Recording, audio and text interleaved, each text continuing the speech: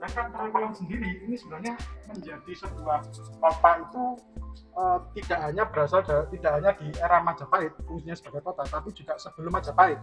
Karena di sini ini ada beberapa candi yang berasal dari masa-masa yang berbeda. Peninggalan candi tertua yang ada di sekitar Trowulan ini namanya adalah Candi Bahu.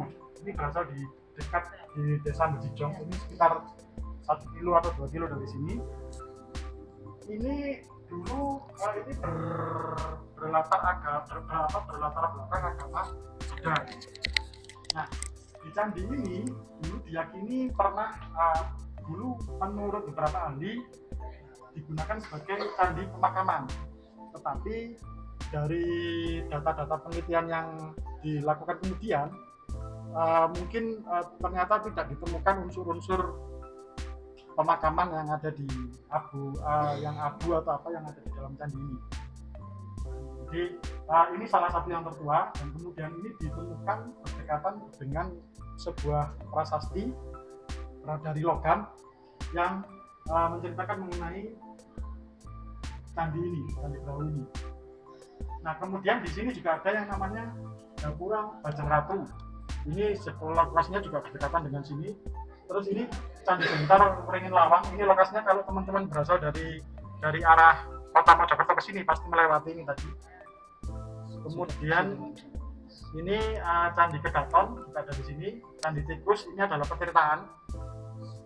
Terus kemudian ada Kolam Segaran, ini dekat dengan sini. Nah, ini situs Sutonorejo. Ketiga-tiganya ini berada di area sekitar Sutonorejo. Ini adalah situs yang terkait dengan Islam di Majapahit. Jadi teman-teman nanti mungkin akan melihat bahwa Majapahit ini apa saja sih sebenarnya agama yang ada di Majapahit, karena mungkin sebagian besar orang-orang mengira bahwa Majapahit ini berlatar belakang agama Hindu. Ya, itu benar, tapi selain Hindu juga ada beberapa agama lain yang hidup di Majapahit. Nah, sekarang kita ke area koleksi pagi ya.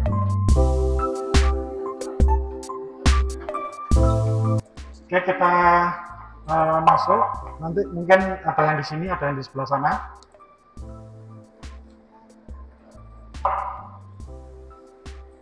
Oke, teman-teman, ini adalah ruangan koleksi panji. Mungkin sebelumnya tahu apa itu panji? Ada yang tahu panji itu apa? Apa? Panji itu apa? Kalau teman-teman tidak tahu panji, tahu cerita mengenai Timun Mas? Tahu cerita mengenai apa ya? Timun Mas, terus kemudian Yuyu Kangkang. Tahu ceritanya? Pernah atau tahu mendengar cerita Yuyu Kangkang? Nah, itu sebenarnya adalah bagian dari cerita panji. Jadi panji itu adalah sekumpulan kisah yang sangat populer di era Majapahit. Dan setting atau latar belakang cerita dari panji ini berlatar belakang kerajaan Kediri. Jadi tokohnya itu adalah Raden Panji. Kadang dia itu namanya macam-macam, tapi biasanya dia memakai nama Panji, Panji Asmoro Bangun, Panji Kuda Semirang dan sebagainya. Terus kemudian sosok perempuannya ini kadang dia memakai nama Galuh Candra Kirana, Dewi Sekartaji. Ada yang nama Galuh Candra Kirana? Oh ya, itu diambil dari panji, cerita panji sebenarnya. Jadi cerita ini tersebar sangat masif, sangat luas, tetapi kita yang ada sekarang itu mungkin tidak mengenali kalau cerita-cerita itu adalah sebenarnya bagian dari cerita panji. Nah, cerita panji itu tidak hanya digubah dalam cerita dongeng, tapi juga kemudian diwujudkan dalam bentuk relief-relief yang ada di candi-candi. Jadi ceritanya digambarkan di relief, karena saking populernya cerita ini. Intinya cerita ini adalah menceritakan perjuangan Raden Panji untuk mencari kekasihnya yang hilang. Nah, kemudian versinya sangat banyak, tetapi garis besar ceritanya itu seperti itu. Jadi perjuangan Panji untuk mencari kekasihnya. Nah, seperti yang ada di sini, ini adalah situs relief Panji dari Gambyok, Kediri. Itu menceritakan mengenai adegan dalam Panji Kuda Semirang ketika Raden Panji itu menunggu kekasihnya Dewi Mertolangu yang mereka mau melarikan diri, dan kemudian di sini Panji menunggu. Ini adalah diambil dari situs Gambyok yang ada di Kediri. Kemudian yang ada di sebelah sini, ini adalah koleksi relief, ini duplikat relief-relief Panji yang ada di Candi Penataran. Jadi menceritakan mengenai tentang Raden Panji yang mau mengirim surat untuk kekasihnya melalui bantuan burung. Nah, itu ceritanya. Ini duplikat, ya replika, diambil, dibikin dari dicetak dari relief aslinya. Nah, ini beberapa situs yang ada cerita Panji itu selain di Kediri, ada juga di Candi Penataran, Candi Tegowangi, Candi Surawono, banyak sekali situs-situs yang terkait dengan cerita Panji. Nah, ini salah satu adegan selanjutnya dari kisah Panji. Oke, kita jeda sejenak mengenai Panji. Kita melihat sumur yang ada di sini. Nah, ini dulu ditemukan sumur ini ketika membangun gedung ini. Karena sumur ini adalah struktur asli sehingga kita pertahankan. Nah, ini sumur ini, jadi kalau di peninggalan era-era Majapahit itu ada dua bentuk sumur. Ada sumur yang berbentuk bulat, ada yang berbentuk persegi. Untuk yang berbentuk bulat ini biasanya sumur-sumur yang digunakan untuk kegiatan keperluan domestik, keperluan sehari-hari rumah tangga. Dan untuk biasanya sumur yang berbentuk persegi itu ditemukan di candi atau situs-situs yang terkait dengan suci, dengan bangunan suci. Tanya Mas, jadi kita kan tadi dari Candi Brau, Candi Gentong, Mbak. Jadi kita bisa menyimpulkan bersama bahwa yang kita lihat tadi adalah karena Gentong kan mestinya bayangan kita tadi bener ya? Iya. Yang sana ternyata kota. Kota, iya. Nah, ada sumur kotanya. Terjawab ya. Nah, terjawab. Jadi kalau ini sumur untuk keperluan rumah tangga. Kalau yang persegi itu biasanya di bangunan-bangunan yang sifatnya suci. Gentong itu dia bangunan suci sebenarnya candi, karena dulu ditemukan stupika-stupika yang berisi mantra-mantra Buddha. Jadi gentong itu latar belakangnya hampir sama dengan Brau, jadi agama Buddha juga. Yang bagian gentong terjawab ya. Kenapa kota ya? Tadi bertanya-tanya. Sumur itu kadang dia juga dilengkapi dengan kalau semacam lingkaran dari terakota itu berbentuk bulat-bulat, berbentuk lingkaran itu namanya adalah jobong. Jadi orang-orang dulu itu, kalau sekarang kita mungkin menggunakan base ya, base yang dari cetakan beton, kalau dulu dari terakota. Jadi semakin ke bawah semakin mengecil ya? Semakin, enggak, bentuknya sama Pak, sama, cuma susunannya kadang biasanya ganjil, susunan jobongnya.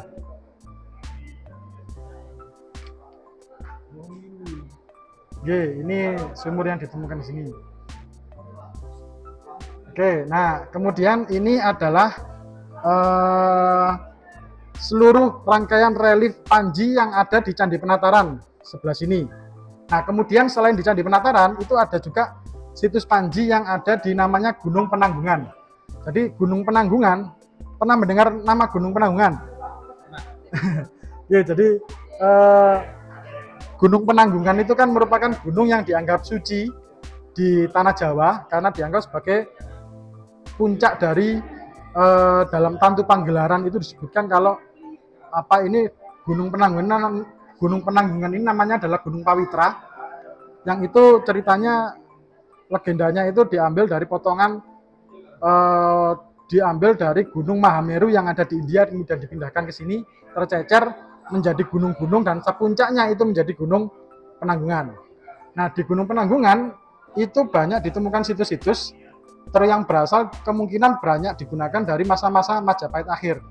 Jadi ketika masa-masa Majapahit akhir itu Karesian, agama Karesian itu berkembang karena di pemeluk agama lama ini ketika kemudian Islam sudah ada, mereka terdesak sampai ke gunung-gunung. Mereka melestarikan ajarannya di gunung dan menggambarkan ekspresi keagamaannya itu lewat situs-situs yang ada di Gunung Penanggungan. Salah satunya adalah relief-relief ini. Itu cerita Panji juga dan ditemukan di Gunung Penanggungan. Cuma kadang relief itu kadang ceritanya tidak diketahui, tetapi sosoknya bisa dikenali bahwa itu adalah cerita Panji. Semacam ini. Ini Ini yang dari Sampang, namanya dari situs Panji Laras. Itu di dekat di dekatnya situs makam Ratu Ibu. Ratu Ibu. Ini dari Sampang guys, ini dari Sampang loh. Oh ini Sampang. Oh ya, ini dekat di Madegan kalau nggak salah. Madegan ya. Nah ini ditemukan di situ juga. Oke, nanti teman-teman lihat benda atau batu yang ada di sini. Coba perhatikan. Kira-kira kenapa ini disebut sebagai relief Panji? Orang-orang kenapa ini disebut sebagai orang-orang menyebutnya sebagai relief Panji? Apa persamaan dari relief-relief ini? Karena laki-laki Pak. Bisa tidak juga. Ada perempuannya juga. Seperti relief Panji yang ada di sana tadi perempuan. Jadi Panji, maksudnya kenapa relief-relief ini dianggap sebagai bagian dari cerita Panji? Kira-kira teman-teman bisa melihat persamaan dari relief-relief ini? Dari relief-relief yang ada di sana tadi, persamaannya apa?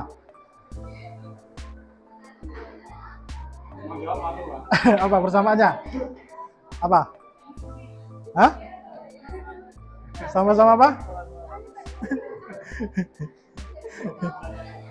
Gak apa-apa, silakan. Oke. Salah satu ciri dari yang persamaan dari relief ini, pertama, mereka sama-sama memakai topi.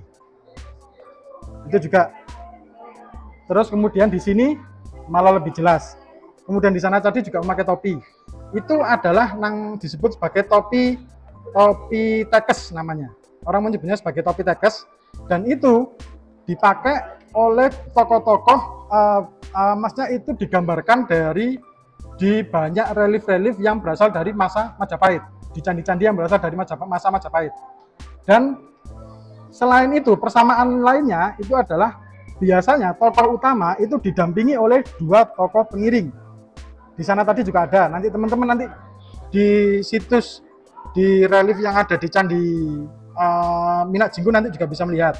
Sama-sama didampingi oleh dua sosok punakawan. Jadi ini adalah penanda bahwa cerita ini kemungkinan adalah cerita Panji.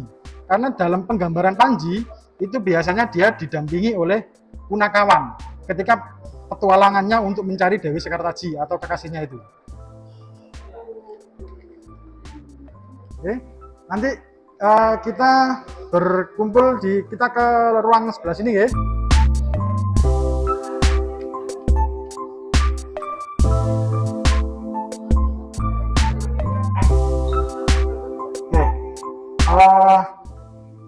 Teman-teman, mungkin ini adalah salah satu yang terkenal biasanya ketika tahu mengenai Surya Majapahit. Tahu pernah mendengar istilah Surya Majapahit? Ya, lambang. Ini dulu dianggap, jadi benda ini berasal dari salah satu candi yang kemungkinan kalau tidak dari Candi Rimbi, karena ini dulu dikumpulkan sejak dari zaman Belanda. Ini kalau dugaannya adalah kalau tidak dari Candi Minyak Jinggo juga atau dari Candi Rimbi Jombang. Itu biasanya bentuk batu seperti ini itu kadang dia dipasangkan di dalam sungkup candi. Jadi candi itu kan dia kan mempunyai ruang di bagian dalam. Nah, di bagian atas di ruangan itu, di bagian atasnya itu biasanya seperti ini, dia dipasangkan hiasan seperti ini. Artinya dia adalah ruangan suci yang disinari oleh sinar kedewataan. Dan Surya Majapahit ini karena dia disebut sebagai Surya Majapahit karena bentuknya surya, dia adalah pancaran surya.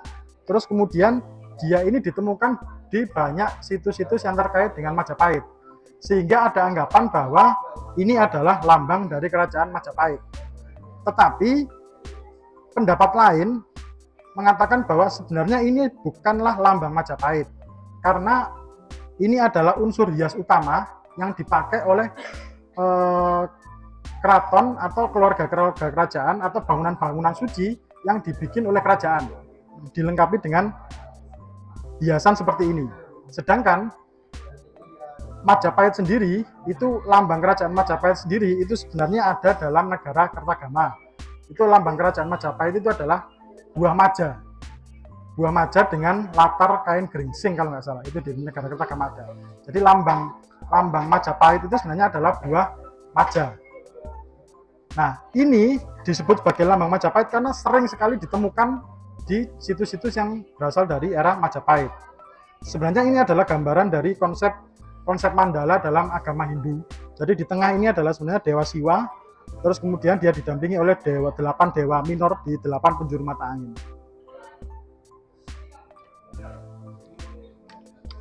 Ada Kuera, ada Baruna dan sebagainya. Oke. Kita ke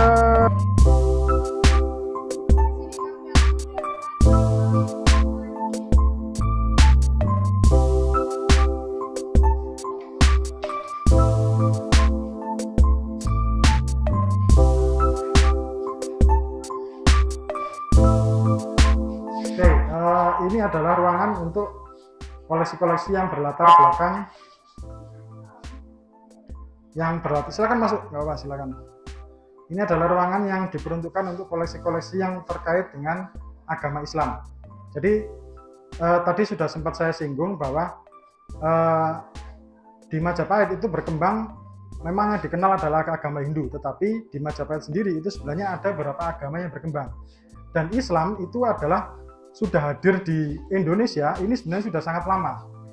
Dan salah satu bukti tertua dari adanya Islam di Indonesia ini adalah yang di Jawa adalah nisan Siti Fatimah binti Maimun. Itu ada di sebelah sana, itu nisannya. Nah, itu adalah bukti penting dari hadirnya Islam yang ada di Jawa.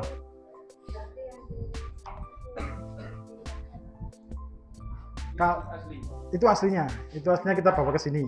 Jadi sebenarnya si nisan ini yang kemudian ada yang menjadi salah satu problem juga ketika memaknai ini sebagai sumber dari adanya pemukiman Islam adalah nisan ini tidak ditemukan dengan mayat, dengan jenazahnya, tapi dia hanya ditemukan nisannya saja.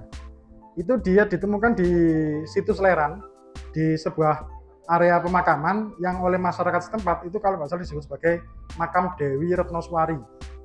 Nah, Dewi Retnoswari orang menyebutnya sebagai makam Dewi Retnoswari, tetapi makam Siti Fatimah binti Maimun ini hanya ditemukan nisannya saja, tidak dia tergeletak di makamnya, tidak terpisah. Iya, tidak di nisan yang tertancap dengan jasadnya itu, dengan jenazahnya itu. Nah, itu yang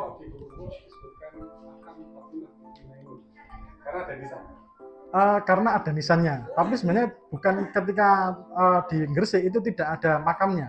Yang ada makam di sana. Memang situs itu kan di Gresik itu kan situs pemakaman lama memang.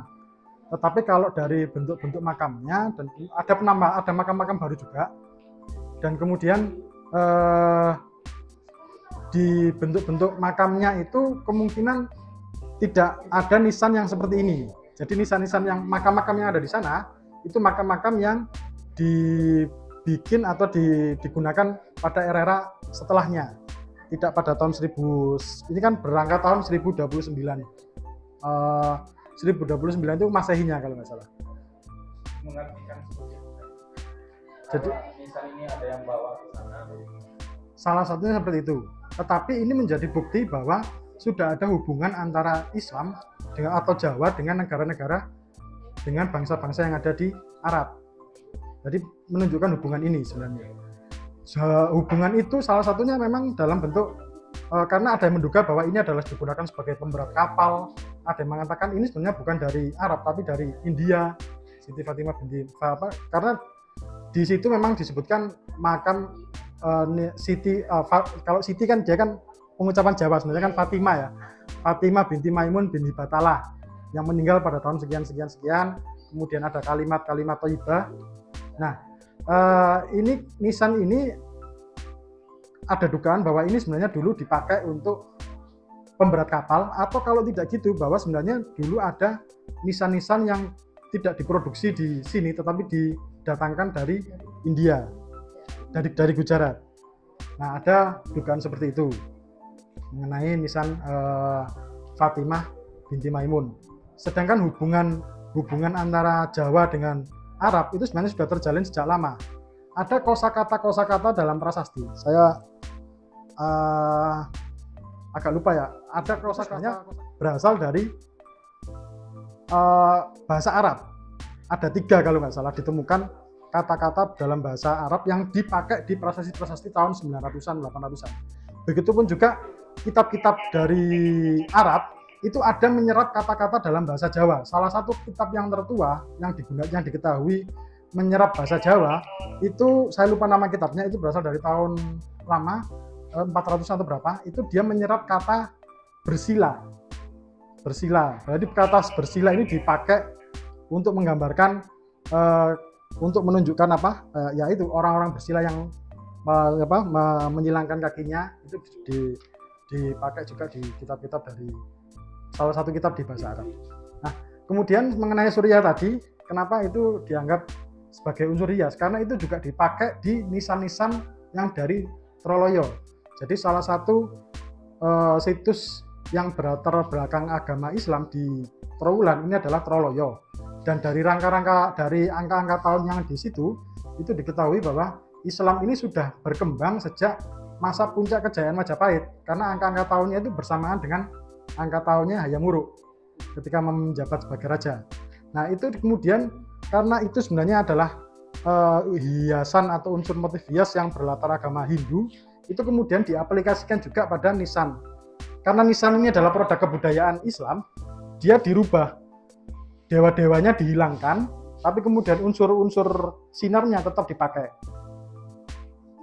Begitupun juga ini nisan yang ada di sini, ini sebenarnya adalah, jika diperhatikan, ini sebenarnya adalah kala ya. Jadi kala itu kan dia kan sosok makhluk menakutkan yang dipasang di pintu masuk candi untuk menghalau kekuatan jahat. Itu dipakai juga di dalam kebudayaan Islam, tetapi dia sudah dimodifikasi, dihilangkan unsur-unsur Hindunya. Nah, kalau semacam ini kan kemudian menjadi stilasi menjadi stilasi kala yang sudah distilir, dihaluskan sehingga tidak diketahui sudah samar bentuknya. Karena Islam kan melarang penggunaan makhluk hidup sebagai unsur hias. Oke, kita ke ruangan yang sebelah ya. Oh, iya.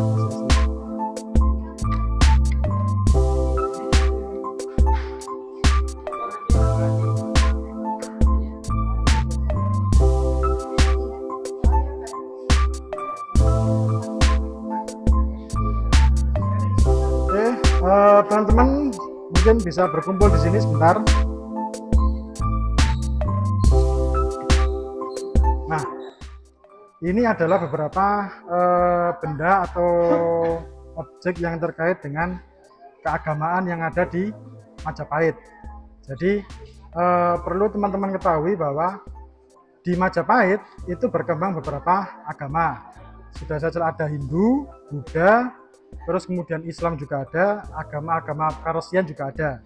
Nah, Hindu dalam masyarakat Majapahit itu sebenarnya terbagi dalam banyak kelompok. Jadi orang-orang Majapahit itu tidak mengenal, mereka tidak disebut sebagai penganut Hindu, tetapi dia disebut sebagai penganut dewa yang dia puja. Kalau dia penganut Siwa, dia disebut sebagai Kasaiwan. Kalau dia penganut Wisnu, dia disebut sebagai Vaisnawan. Jadi mereka itu tidak disebut sebagai Hindu, karena Hindu itu kan dia kan generalisir dari semua sistem kepercayaan yang ada di lembah sungai Indus, sehingga disebut sebagai Hindu. Tetapi orang-orang zaman dulu itu disebut sebagai sesuai dengan dewa yang dia puja. Kalau dia penganut Buddha, dia disebut sebagai Kasogatan. Nah, ini adalah beberapa benda yang terkait dengan keagamaan. Dan ini adalah stupika. Kalau teman-teman pernah ke Candi Gentong, itu dulu ditemukan stupika seperti ini. Jadi stupika ini dia disimpan di dalam candi, yang isinya itu adalah mantra-mantra macam-macam isinya. Kadang yang Jambu air itu. Ya, ini namanya stupika. Jadi isinya itu kadang logam-logam mulia. Itu dia disimpan sebagai sesuatu yang suci di dalam atau yang penting di dalam candi.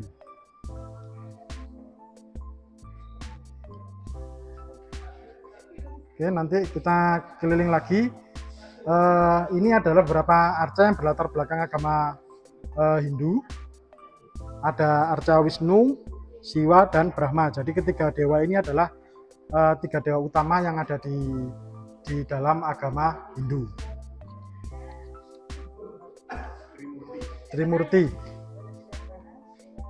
Ya, jadi Brahma itu biasanya dia dipahatkan, digambarkan memiliki kepala tiga. Terus kemudian Siwa itu biasanya dia digambarkan memakai pengebut lalat seperti yang ada di tangan kiri, tangan kiri. Dan Wisnu itu biasanya dia digambarkan memegang sangka yang ada di tangan kirinya. Trisula, sangka. Sangka itu keong emas apa keong ini ya, sangka. Itu siput, itu sebenarnya adalah siput emas atau apa ya, siput emas atau siput atau keong emas. Itu biasanya dia adalah representasi dari Wisnu. Jadi Wisnu itu dia kan bereinkarnasi beberapa kali. Kalau dalam konsep agama Hindu, Wisnu itu kalau kita mungkin percaya kalau dewa kalau yang beragama Islam mungkin percaya kalau Nabi Isa itu adalah nanti yang akan menyelamatkan, yang akan hadir di hari akhir, yang akan muncul di akhir zaman. Nah, dalam agama Hindu yang akan muncul di akhir zaman itu adalah reinkarnasi dari Wisnu. Ya. Dan Wisnu ini beberapa kali reinkarnasi. Salah satu reinkarnasinya itu adalah dalam Krishna, Rama. Terus dia pernah bereinkarnasi juga menjadi avatarannya. Dia menjadi avatara dalam bentuk babi hutan, kura dan sebagainya. Matsya, ikan itu adalah salah satu avatara dari Wisnu.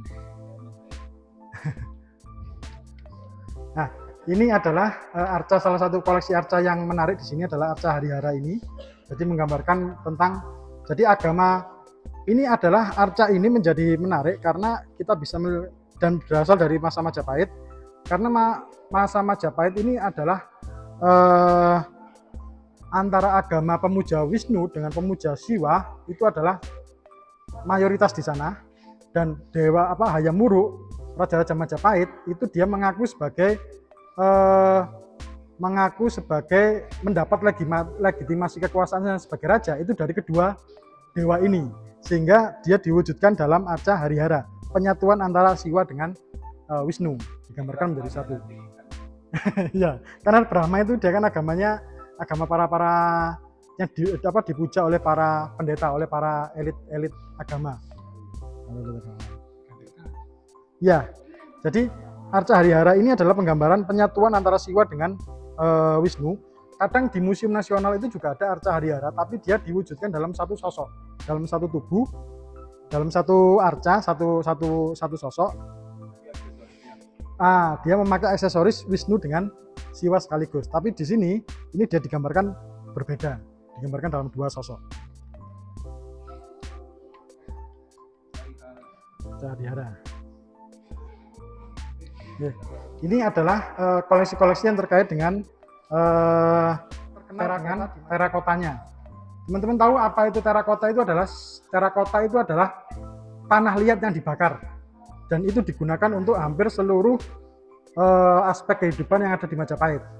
Jadi mungkin kalau kita sekarang ini sangat tergantung dengan benda-benda yang terbuat dari plastik ya.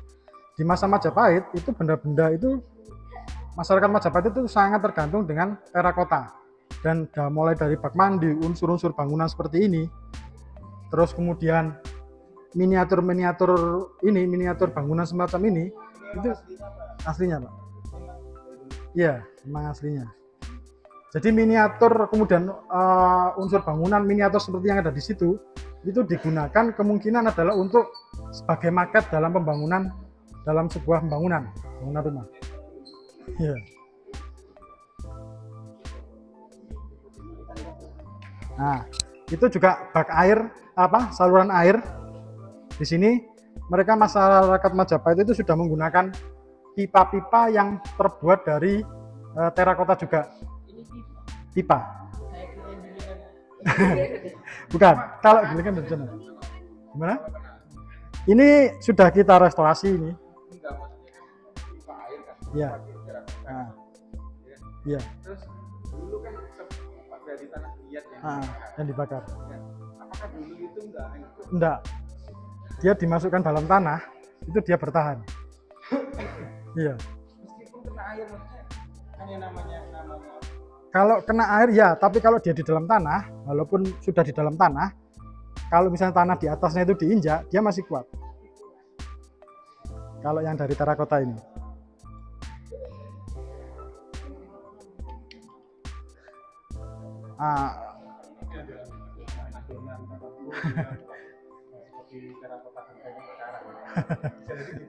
Bisa jadi ya dari bahan tanahnya pun juga kayaknya mungkin ini ya, salah satu yang menarik adalah terakota itu banyak ditemukan di Trowulan, tetapi tidak ditemukan indikasi adanya perbengkelan terakota di sini. Jadi tidak ditemukan sampai saat ini ya, sampai sekarang, entah kalau mungkin nanti ditemukan lagi ya, atau ada penelitian lagi. Sampai sekarang setahu saya belum ditemukan situs atau yang terkait dengan pembuatan terakota di Trowulan. Dan malah yang pernah ditemukan situs yang ada yang terkait dengan terakota itu bukan di Trowulan, malah di Gresik, di ujung Pangkah. Itu dulu di situ ditemukan tungku yang diduga menjadi tungku pembakaran terakota. Sehingga ada kemungkinan bahwa mungkin terakota yang ada di sini ini tidak diproduksi di sini, tetapi didatangkan dari luar daerah. Bahwa kemungkinan karena di ujung Pangkah itu kan dia kan yang di dekatnya tempat rekreasi sekarang Wegos apa namanya yang di ujung Pangkah itu. Di dekatnya situsnya. Sama ya. Jadi terakota itu adalah penyebutan dari bahasa Latin yang artinya tanah yang dibakar. Tetapi sebenarnya semua benda tembikar pun juga bagian dari terakota itu. Kalau tembikar kan dia khusus untuk penyebutan benda-benda sehari-hari ya, entah itu gentong atau apa, tapi terakota itu untuk menyebut seluruhnya. Oke, nanti kita berkeliling sini ya.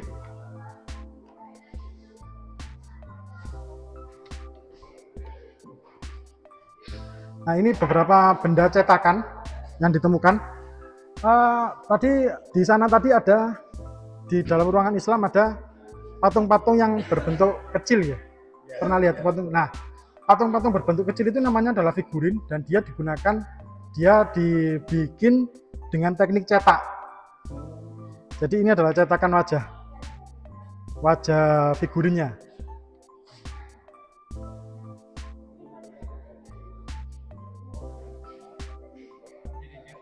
Iya. Dan biasanya untuk bagian atas, bagian muka itu biasanya sama semua figurin-figurin. Baru bikin. Iya, baru kemudian dilengkapi dengan bagian bawahnya. Ini tungku, Pak. Tungku. Nah, ini pipa yang tadi dia mempunyai sistem sambungan seperti ini.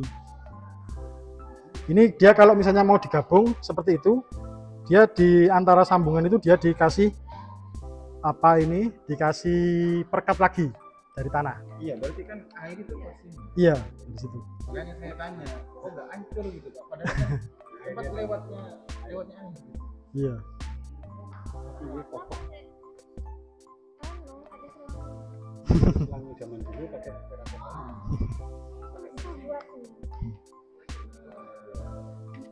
Orang dulu budaya teknik. Ini adalah koleksi yang terkait dengan perekonomian. Jadi masyarakat Majapahit itu adalah masyarakat yang gemar menabung, karena ini adalah seperti yang teman-teman lihat, ini adalah sebenarnya adalah celengan. Jadi celengan itu seperti ini.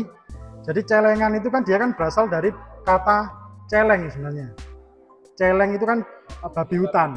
Babi hutan itu dia dipakai kalau dalam konsep Cina, celeng itu kan dia kan hewan yang rakus yang mampu menyimpan kekayaan dalam jumlah besar. Nah, celengan itu dia tidak bentuknya macam-macam. Ada yang berbentuk hewan, yang paling banyak memang berbentuk babi hutan. Ada juga yang berbentuk gajah. Ada juga yang berbentuk manusia, kepala manusia. Ini celengan juga. Dan salah satu celengan yang dulu pernah dikira sebagai wajah Gajah Mada itu adalah celengan yang ada di sana. Ya, jadi kalau mungkin sekarang kita membayangkan wajah Gajah Mada itu pasti bentuknya seperti itu. Itu aslinya kayak apa? Tidak diketahui. Karena dulu itu adalah yang menyebutkan bahwa itu wajah Gajah Mada itu adalah Pak Muhammad Yamin. Pak Muhammad Yamin mantan Menteri Pendidikan dulu. Itu dulu dia pernah berkunjung di Trowulan dan ketika itu kan ditemukan di dekatnya Candi Uringin Lawang. Topeng itu dia menemukan itu dan kemudian dia mengatakan itu sebagai wajah Gajah Mada. Hanya Pak Yamin ini mungkin dalam konteksnya itu mungkin konteks untuk menyatukan Nusantara, mungkin dia menggunakan ini sebagai model dari wajah Gajah Mada. Sehingga wajah itu sekarang dipakai kalau misalnya kepolisian pun bikin patung Gajah Mada juga wajahnya biasanya seperti itu. Ya, agak tombol seperti itu. Ini adalah uang yang ada berkembang di masa Majapahit. Itu ada 3 macam. Ada uang kepeng, gobok, dan uang ma. Jadi uang kepeng itu ini yang diikat dengan tali ini. Kemudian yang kecil-kecil itu adalah uang ma. Yang besar itu namanya adalah uang gobok. Nah, mana yang dipakai oleh masyarakat, yang banyak dipakai oleh di masa Majapahit? Yang banyak dipakai adalah uang kepeng. Karena uang kepeng ini sebenarnya adalah dia tidak produksi sini, tapi produksi dari Cina. Dari Cina yang kemudian didatangkan ke sini. Sedangkan ma itu kemungkinan berasal dari daerah-daerah sekitar India, karena di situ ada tulisan Dewanagari yang berbunyi ma.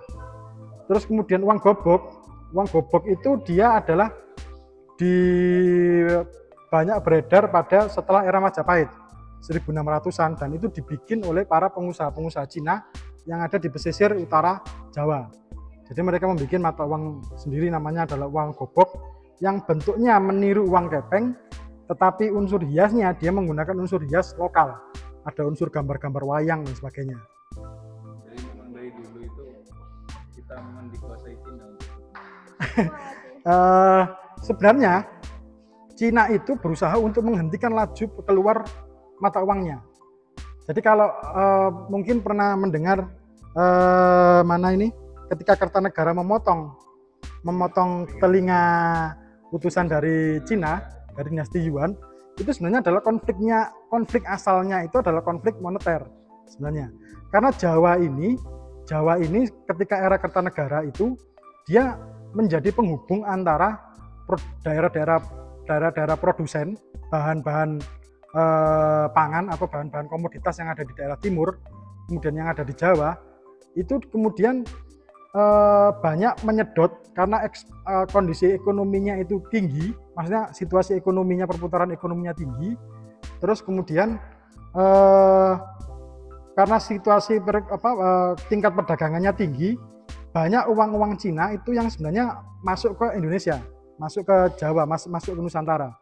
Dan ketika dalam teori ekonomi kan ketika sebuah mata uang itu lebih banyak lari ke luar negeri, karena akan mengakibatkan ketidakstabilan ekonomi di dalam negeri karena uangnya banyak lari keluar. Ya, karena sistem perdagangannya. Jadi kemudian sedangkan Jawa di bawah Kertanegara itu tidak tunduk pada Cina, sehingga kemudian muncul insiden pemotongan telinga utusan Raja Cina itu sebenarnya latar belakangnya itu adalah motifnya adalah motif ekonomi. Mengki itu adalah, dan Mengki sama 3 kemudian kan dibalas oleh ada ekspedisi lagi ke sini yang itu kemudian Mengki, dan kemudian setelah mereka ini Mengki ini balik ke Cina, terus kemudian mengirim utusan untuk menghukum Raja Jawa. Kertanegara sudah mati. Yang memotong telinga utusan Cina kan Kertanegara. Dan kemudian atas saran dari Arya Wiraraja yang dari Madura itu, kemudian situasi ini dimanfaatkan oleh Raden Wijaya. Jadi dia awalnya meminta bantuan dari tentara Cina ini untuk menghancurkan musuhnya Kertanegara. Nah, kemudian setelah berhasil, utusan Cina ini yang malah kemudian diburu oleh Raden Wijaya. Dan itu strateginya Arya Wiraraja. Orang Madura.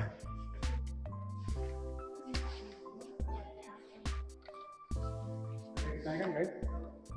Guys, ada yang ditanyakan? Apa mungkin nanti kita sekalian keluar sampai di rumah Majapahit yang ada di sebelah sana?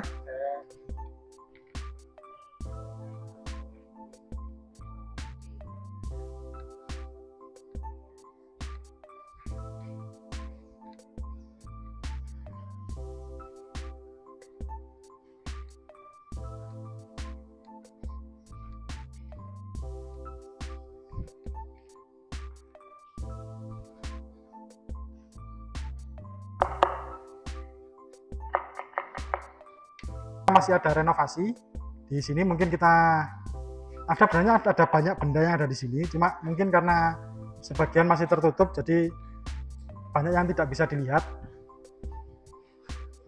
Ini masih ada pengecatan di sini, dan mungkin kita di sini dulu ya. Jadi nanti ini saya tunjukkan bagaimana orang-orang Majapahit itu membangun rumahnya. Jadi di banyak relief atau di situs-situs pemukiman itu ditemukan benda-benda atau artefak yang terkait dengan pemukiman Majapahit. Dan dulu ada salah satu arsitek namanya Pak Usriful Usman. Dia ini arsitek yang tertarik dengan arsitektur tradisional. Jadi dia ini melakukan penelitian di Trowulan, salah satunya di Trowulan. Dia mengambil data dari relief-relief yang ada di situ. Terus kemudian dari situs pemukiman yang ada di sana, dia merekonstruksi rumah Majapahit ini dalam skala 1:1. Jadi sesuai dengan ukuran aslinya. Dan bentuknya adalah seperti ini. Jadi mungkin kalau misalnya teman-teman menanyakan kenapa kok bentuknya kecil dan tidak sesuai dengan, tidak layak untuk ukuran tempat tinggal sekarang, memang karena di Majapahit itu konsepnya Pak Usriful itu mungkin dia memakai konsep bangunan yang ada di Bali. Jadi dalam satu kompleks terdiri dari beberapa bangunan yang terpisah. Jadi ada bangunan untuk tempat tidur, kemudian terpisah dengan bangunan untuk dapur, untuk bangunan untuk menerima tamu, tapi dalam satu kompleks. Dan kemudian di area halamannya itu dilengkapi juga dengan pola perkerasan halaman seperti ini. Jadi bata yang dibentuk persegi, terus kemudian di dalamnya ditata dengan batu-batu kecil. Dan pondasinya sampai dari bawah itu biasanya adalah pondasinya memang berasal dari bata. Oke, mungkin sampai sini ada yang perlu ditanyakan.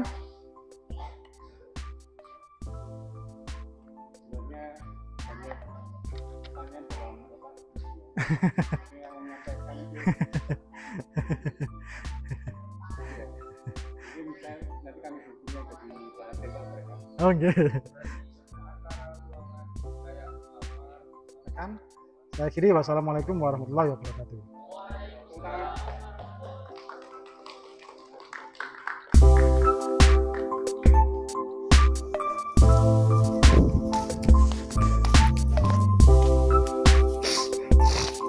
Situs sejarah Majapahit.